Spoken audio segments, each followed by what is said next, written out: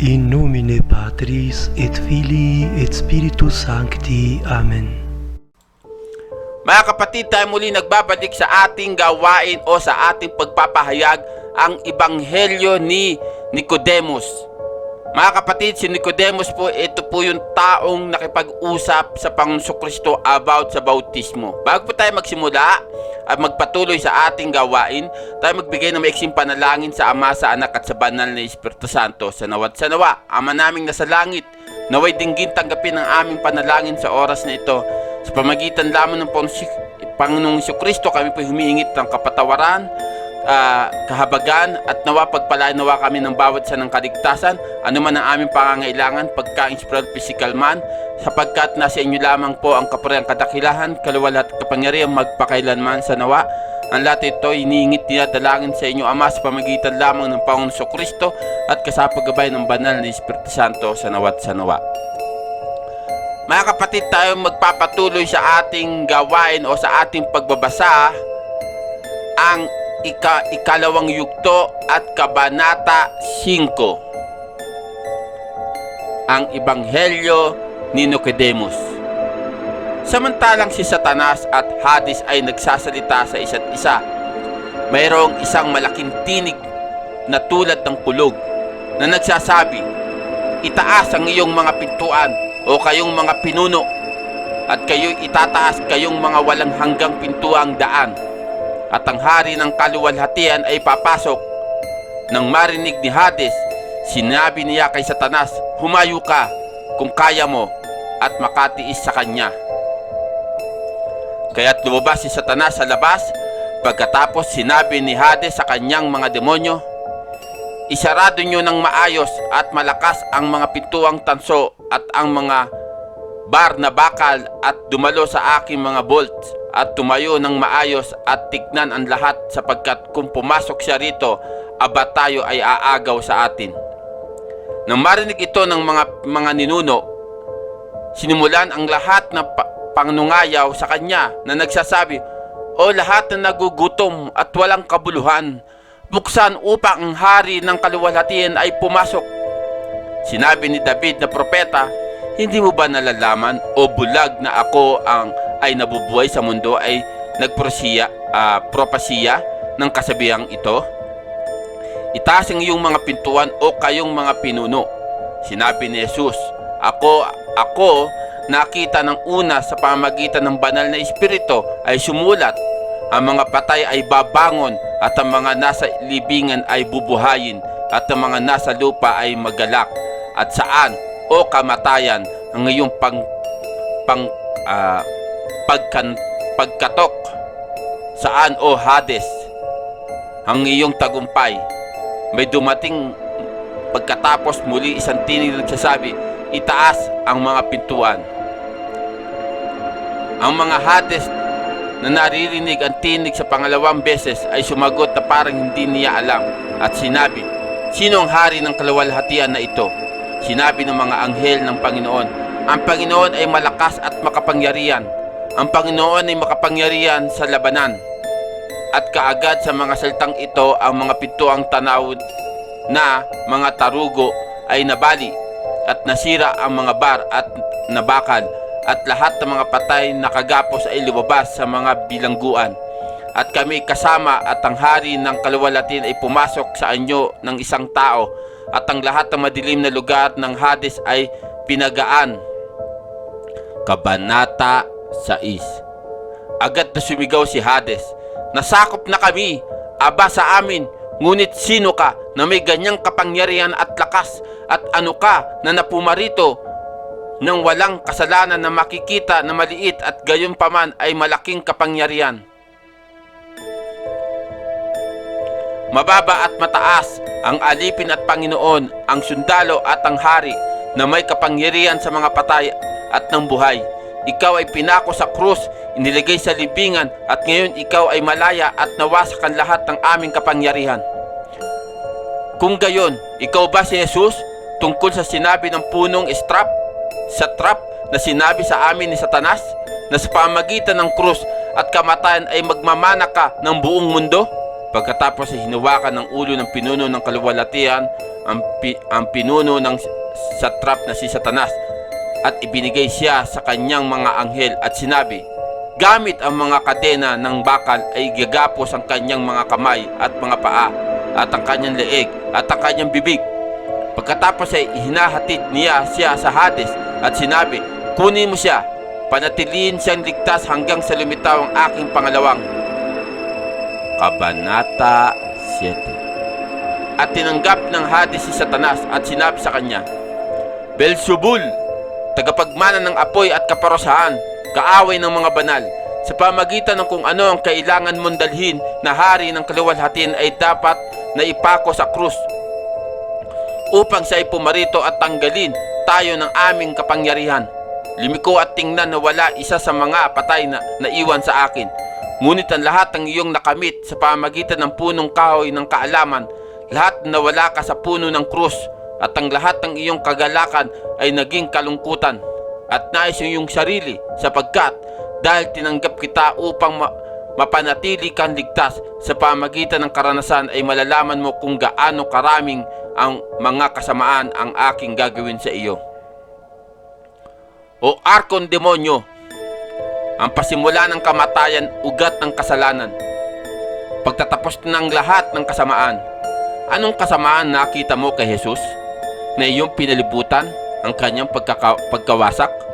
Paano ka nangahas na gumawa ng ganyang kasamaan?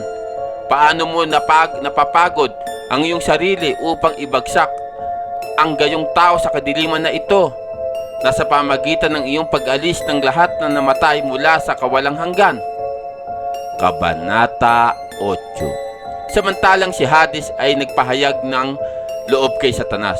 Inunat ng hari ng kaluwalhatian ng kanyang kanang kamay at hinawakan ang ating ninuno na si Hadan at binuway siya.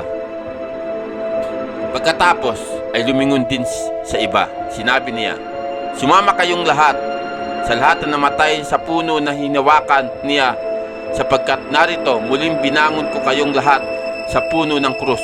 Pagkatapos ay nilabas niya silang lahat, at ang aming ninuno na si Adan ay tila na puno ng kagalakan at sinabi, pinapasalamatan ko ang iyong kamahalan, O Panginoon, na iyong dinala ako mula sa pinakamababang Hades. Gayon din ang lahat ng mga propeta at mga santo ay nagsabi, kami ay nagpapasalamat sa iyo, O Kristo, tagapagligtas ng sanlibutan, na iyong dinala ang aming buhay mula sa pagkawasak. At pagkatapos nilang magsalita, pinagpala ng tagapagligtas si Adan ng tanda ng krus sa kanyang noo.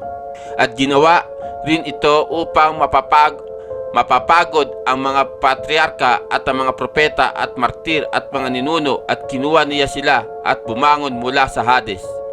At samantalang siya ay aalis, ang mga banal na magulang na kasama niya ay umawit ng mga papuri na nagsasabing, mapalad ang dumating sa pangalan ng Panginoon, Alleluia! Sa kanya ang kaluwalhatian ng langis ng mga banal.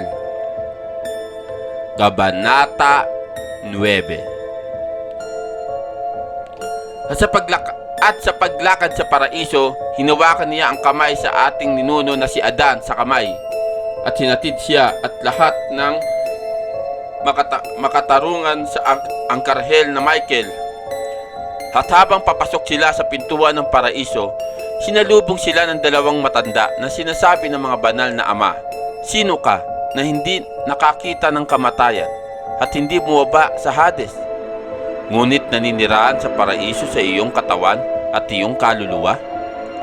Ang isa sa kanila ay sumagot at nagsabi, ako si Enoch na nakalulugod sa Diyos at na isinalin dito sa kanya, at ito ay si Elias na Tishbite.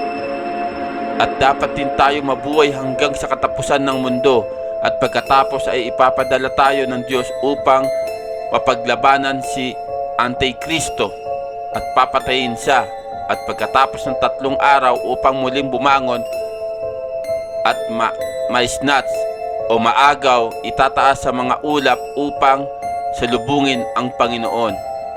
Kabanata 10. Samantala nagsasalita sila ng ganito, may dumating na isa pang mapagkumbabang tao na dinala din sa kanyang balikat ang isang krus at sinabi ng mga banal na ama, "Sino ka na may itsura ng isang magnanakaw? At ano ang krus na iyong dinala sa iyong mga balikat?" Sumagot siya, "Ako ang tulad ng sinabi mo ay isang magnanakaw at magnanakaw sa mundo. At para sa mga bagay na ito, hinawakan ako ng mga Hudyo. At hinatid ako sa pagkamatay ng krus kasama ang ating Panginoon Kristo."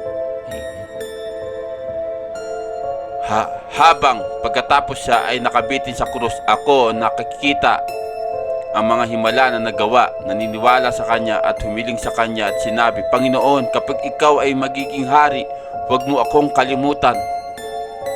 At pagdakay sinabi niya sa akin, "Amen, amen. Ngayon sinabi ko sa iyo, makakasama mo ako sa paraiso." Sa makatuwid na punta ako sa paraiso na dala ng aking krus. At sa paghahanap ng Arkanghel Michael, sinabi ko sa kanya, "Ang Panginoong Hesus ang pinako sa krus ay nagpadala sa akin rito. Sa makatuwid, dalhin mo ako sa pintuang daan ng Eden."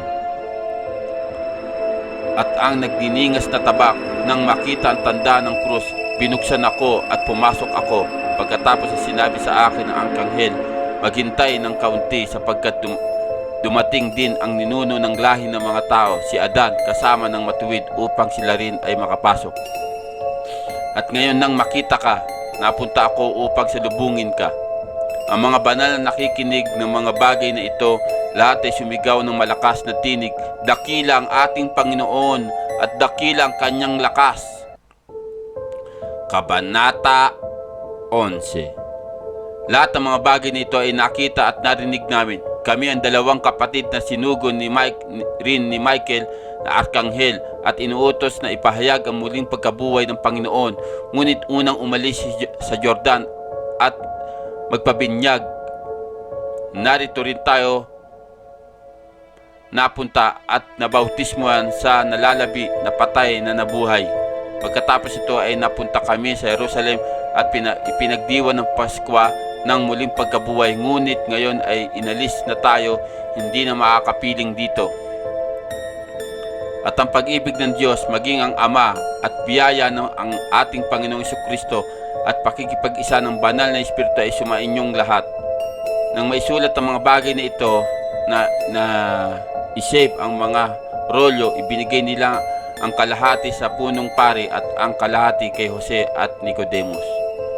At agad silang nawala sa kaluwalhatian ng ating Panginoon Kristo. Amen. Mga kapatid, tayo po'y hihinto dito sa ikalawang yugto o sa part 2. Magkakaroon po tayo ng ikatlong yugto. Nawa, sa oras na ito, tayo pagpalain ng Ama, ng Anak at ng Banal na Espiritu Santo. Mas naintindihan at naunawaan ko na, sapagkat nasa inyo lamang po, Ama, Anak at Banal na Espiritu Santo, ang kapangyarihan ng walang hanggan. Amen.